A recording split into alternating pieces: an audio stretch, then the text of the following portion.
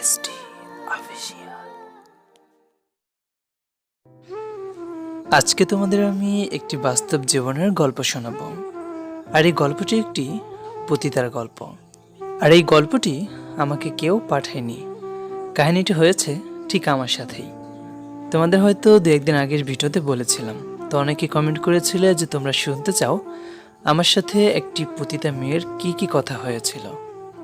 তো এই ঘটনাটি হচ্ছে অনেক আগের, তখন সম্ভবত 2015 সাল বা 16 এরকম হবে। তখন আমি ইউটিউব কি সেটাই বুঝতাম না, তখন আমি ইউটিউবারও ছিলাম না, তখন ইউটিউবে কোনো গল্প আপলোড করতাম না। তখন আমি সবসময় ফেসবুকে অ্যাক্টিভ থাকতাম। 24 ঘন্টার মধ্যে মনে হয় 15 ঘন্টাই ফেসবুকে থাকতাম।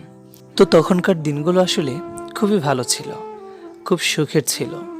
বন্ধু বান্ধব, ঘোরাফেরা সব কিছু মিলিয়েই জীবনটা অনেক সুন্দর যাচ্ছিল। তো ফেসবুকে অনেক বেশি চ্যাটিং করতাম আমরা সবাই তখন।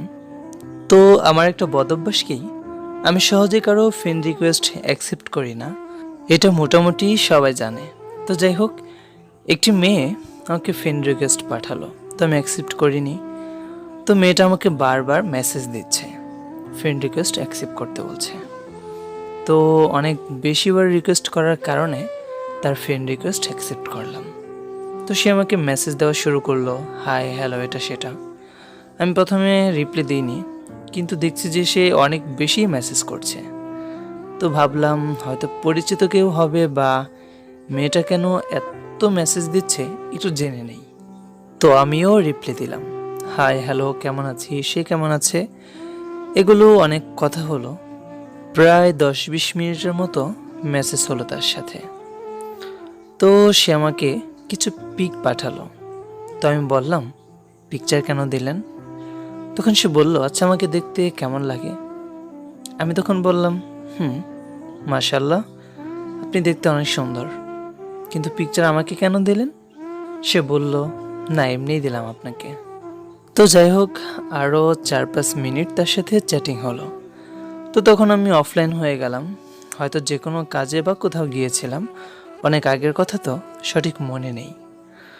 তো তারপর আবার যখন রাত 7টা বা 8টার দিকে অনলাইনে আসলাম, তখন দেখি মেয়েটার অনেক মেসেজ। তো ঢুকলাম, দেখলাম যে মেয়েটা আরও অনেক পিকচার পাঠিয়েছে, আরও অনেক মেসেজ করেছে। তো মেয়েটার চেহারা সত্যি অনেক সুন্দর, দেখতে অনেক কিউট। আর পোশাক আশাক দেখে আমি যতটুকু ভাবলাম যে অনেক ভালো ফ্যামিলির মেয়ে হয়তো। আর দেখতেও সত্যি অনেক সুন্দর, মানে আছে না যে চেহারা ভালো খারাপ, কিন্তু মেয়েটার চেহারা অনেক সুন্দর, যে কেউ দেখলেই পছন্দ করবে এরকম একটা চেহারা আর কি। তো তখন আমি আমার ভাইয়ের দোকানে মাঝে মাঝে বসতাম। তো দোকান শেষ করে আমি রাত 8টা বা 9টার দিকে বাড়িতে যাচ্ছি। তো রাস্তা থেকে 4-5 মিনিট আমাদের বাসায় হেঁটে যেতে হয়, এদিকে গাড়ি চলে না। তো আমি হেঁটে হেঁটে যাচ্ছি আর গান শুনছি আর চ্যাটিং করতে করতে যাচ্ছি। তো মেয়েটি আমাকে ভিডিও কল দিল। তো আমি কেটে দিলাম। আমি বললাম যে ভিডিও কল কেন দিচ্ছেন? তখন সে বলল যে আমি আপনার সাথে ভিডিও কলে কথা বলবো। তো আমি বললাম যে আমি আমার লাইফে কারোর সাথে ভিডিও কলে কথা বলিনি, আমার ভালো লাগে না, আমি ভিডিও কলে কথা বলতে পারি না। হয়তো অনেকেই জানো যে আমি ভিডিও কলে কথা বলি না, যেমন লাইভে আসলেও আমি সামনে আসি না, আমার ভালো লাগে না। তো মেয়েটা অনেকবার রিকোয়েস্ট করলো, তো আমি বললাম যে না আমি ভিডিও কলে আসতে পারবো না। তারপর সে আরও জোর করলো। তো তখন আমি বললাম যে হ্যাঁ ভিডিও কল দিতে পারেন, বাট আমি আমার ফেস দেখাবো না, সামনের ক্যামেরা আমি ওপেন করব না। তো মেয়েটা তাতেও রাজি হয়ে গেল।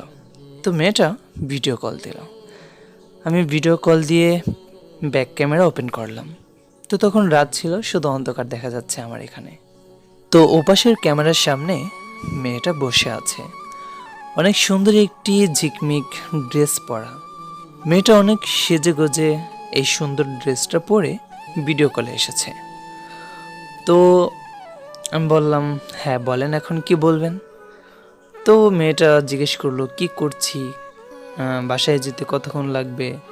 তো আমি বললাম হ্যাঁ আর 5-6 মিনিট লাগবে বাসায় যেতে। তো মেয়েটা আমার সাথে কথা বলছে, আর সে ভিডিওতেই তার বুকের আশেপাশে জামাগুলো এদিক ওদিক নাড়াচ্ছে আর কি। মানে আমাকে আকৃষ্ট করার চেষ্টা করছে এরকম। তো আমি মনে মনে ভাবলাম, কী রে, মেয়েটা ভিডিও কলে এরকম দেখাচ্ছে কেন? তো আমি ভাবলাম হয়তো সে অজান্তেই এদিক ওদিক করে ফেলেছে তখন আমি কলটি কেটে দিলাম। তো মেয়েটি আবার কল দিল, আমি ধরলাম না। তো তারপর মেয়েটি আমাকে অনেক বড় একটি মেসেজ পাঠালো, যে মেসেজে লেখা যে আমি টাকার বিনিময়ে ভিডিও কল, এসিএক্স এগুলো করি, আরও অনেক কিছু। তারপর নাম্বার দেওয়া, বিকাশ নাম্বার, সব কিছুই দেওয়া আছে। আরও বিস্তারিত এরকমভাবে লেখা আছে যে আমি কাউকে ঠকাই না, আপনারা টাকা পাঠানোর পর আমি ভিডিও কলে আপনাদের সাথে এটা করব। মানে সে বোঝাতে চেয়েছে যে টাকা পাঠানোর পর সে কাউকে ঠকাবে না, যে কাজের জন্য টাকা নিয়েছে সেটা সে করবে, এরকম বিস্তারিত অনেক কিছু লেখা। আমি তো জাস্ট অবাক হয়ে গেলাম, এই মেয়ে এগুলো আমাকে কি পাঠালো? মানে আমার বিশ্বাসই হচ্ছে না যে এরকম একটি মেয়ে এরকম হতে পারে আর আমাকে পাঠাচ্ছে। তো আমি কতক্ষণ তবদা খেয়ে দাঁড়িয়ে রইলাম, এ কি হচ্ছে আমার সাথে? এই মেয়েটা এমন হতে পারে? তো তারপর আমি তাকে মেসেজ দিলাম যে আপু সরি, আসলে আমি এগুলো করি না, এগুলো আমি করতে চাই না। তো মেয়েটা আমাকে আবার ভয়েস দিয়ে পাঠালো যে সত্যি বিশ্বাস করুন, টাকা পাঠানোর পর আমি কাজটা করব, আমি কাউকে ঠকাই না, আপনি বিশ্বাস করতে পারেন। তা আমি বললাম যে এখানে ঠকানো জিতানো বিশ্বাসের কিছু নেই, আমি এগুলো করতে চাই না। তো মেয়েটা তখন একটু কান্না মিশ্রিত কণ্ঠে ভয়েস দিল যে তার টাকাটা নাকি খুবই দরকার। তো আমি বুঝতে পারছি না, মানে মেয়েটার জন্য মায়াও লাগছে, আবার কেমন জানি লাগছে যে এই টাকার জন্য মেয়ে এগুলো করবে। তো মেয়েটার জোরাজুরিতে আমি এক পর্যায়ে মেয়েটাকে বললাম, আচ্ছা ঠিক আছে, আমি আপনাকে টাকা পাঠাবো, আপনাকে কয়েকটা সত্যি কথা বলতে হবে। তো মেয়েটা বলল, হ্যাঁ অবশ্যই বলবো। তো তখন আমি ভাবলাম যে 500 টাকাই তো, এখন সে ঠকবাজ হোক বা যাই হোক, তার যখন উপকার হবে তো আমি উপকারের জন্য তাকে দিব। আমি এটা ভেবে মেয়েটাকে বললাম যে ঠিক আছে, আপনার নাম্বার দিন, আমি পাঠিয়ে দিচ্ছি আপনার বিকাশে। তো 500 টাকা বিকাশে পাঠিয়ে দেওয়ার পর আমি মেয়েটাকে বললাম যে আপনার নাম্বারটা দিন। তো মেয়েটা বলল, নাম্বারে কি হবে, নাম্বারে তো অডিও, আমি আপনাকে ভিডিও কলে দিচ্ছি। আমি বললাম যে না, আপনার ভিডিও কল আমার ওগুলো লাগবে না, আপনি নাম্বারটা দেন, আমি আপনার ফোনে কল দেব। তো মেয়েটা প্রথমে দিতে চাইলো না, সম্ভবত ভয় পেয়েছিল। পরে আমি বলছি ভয়ের কিছু নেই, আপনি নাম্বারটা দেন। তো নাম্বারটা দেওয়ার পর তাকে ফোন দেওয়ার পর তাকে জিজ্ঞেস করলাম, আচ্ছা যে মেয়েটা আমাকে ভিডিও কল দিয়েছিল আপনি কি সেই? সে বলল যে হ্যাঁ। তারপর আমি বললাম যে ভিডিও কলের পরে যে মেসেজটা দিয়েছিল বিকাশে টাকা পাঠানোর কথা, হাবিজাবি অনেক কিছু লেখা, সেটাও কি আপনি দিয়েছিলেন? সে বলল যে হ্যাঁ। তো আমি সত্যি তখন অবাক হয়ে গিয়েছিলাম। তো মেয়েটা তখন আমাকে বলল, আচ্ছা আপনি কি অডিও, এসিএক্স এগুলো করবেন অডিওতে? তখন আমি বুঝলাম না যে এটা আবার অডিও তো কীভাবে করে। তো তখন আমি বললাম যে এটার মানে বুঝলাম না। সে তখন বলল যে সে ফোনে আর কি সেক্সুয়াল কথা বলবে, এটাকেই এগুলো বলে। তো জীবনের প্রথম আমি ওই দিনই জানলাম যে এটাকেই কল এসিএক্স বলে। তো আমি বললাম যে আমি দুইটার একটাও করব না,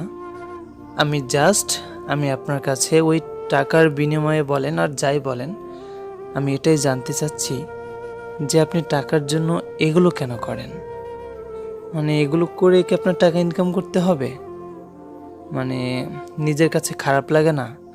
বা সবার সাথে এরকম কথা বলতে, ভিডিওতে এগুলো দেখাতে? আচ্ছা আপনার ভিডিওগুলো যদি কেউ রেকর্ড করে অনলাইনে কোথাও ছেড়ে দেয়, আপনার কি ভয় লাগে না? তো মেয়েটি তখন একটু কান্না করতেছে। তো মেয়েটি হয়তো বুঝতে পেরেছে যে আসলে আমি ওগুলো করতে চাই না।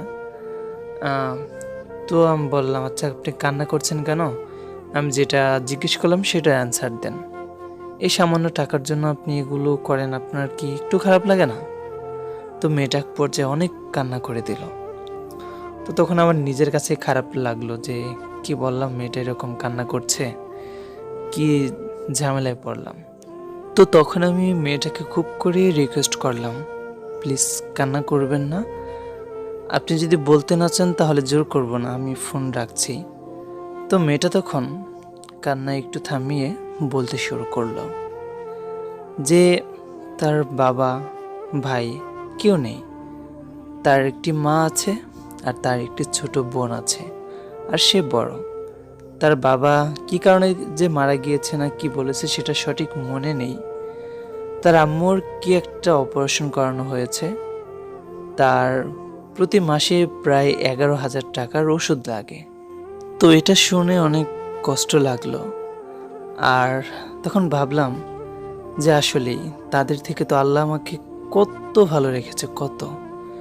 সে একটা মেয়ে মানুষ, অথচ তার জীবনে কতটা কষ্ট। আর আমার তো আলহামদুলিল্লাহ মা বাবা ভাই বোন ফ্যামিলি সবাই আছে, সব কিছুই আছে। আমরা যে বলি যে আমার কিছুই নাই, আমি যদি ওর মতো হতে পারতাম। শুধু উপরের দিকে দেখি, আমরা নিচের দিকে দেখলে দেখা যায় যে নিজে কতটা সুখী। তো তখন ভাবলাম যে আসলেই তো মেয়েটার অনেক কষ্ট জীবনে।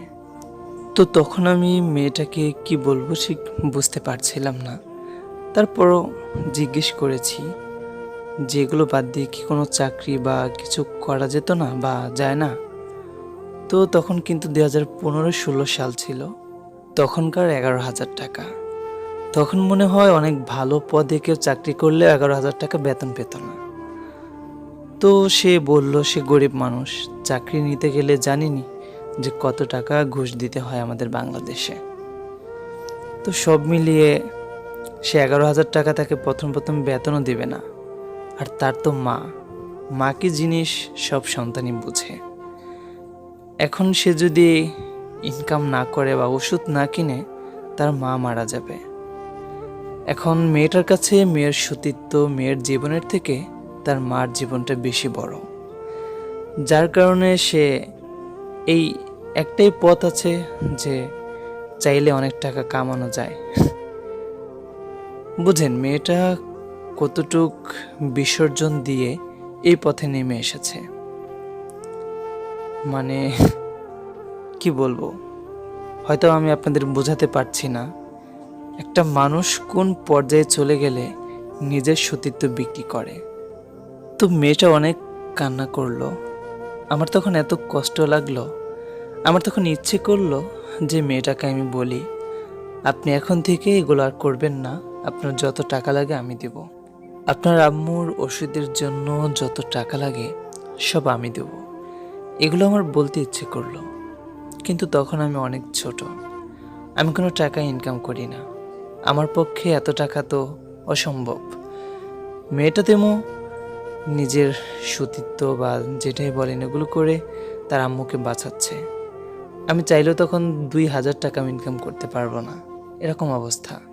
তো তখন বুঝলাম যে মেয়েটা আসলে কতটা অসহায় হয়ে এটা করছে। কিন্তু মেয়েটার জন্য না তখন আমার খুব কষ্ট হলো, আমার বুকের এক সাইডে কেমন যেন একটা ব্যথা হলো। আমার খুব ইচ্ছে হলো মেয়েটাকে যদি এই পাপের এই নষ্ট জীবন থেকে যদি আমি বের করে দিতে পারতাম, নিজেকে খুব ধন্য মনে হতো। কিন্তু আসলে আমার দ্বারাও তো তখন অসম্ভব ছিল। মানে খুব খারাপ লাগলো মেয়েটার জন্য। বুঝলাম যে মেয়েটা তার লাইফটাই বাদ দিয়ে দিয়েছে তার আম্মুর জন্য। সে ভাবে না তার লাইফে কি হোক বা না হোক। আসলে সব সন্তানই মাকে অনেক ভালোবাসে। মার যদি কিছু হয় তখন সেই সন্তান ভাবে না তার লাইফের কথা।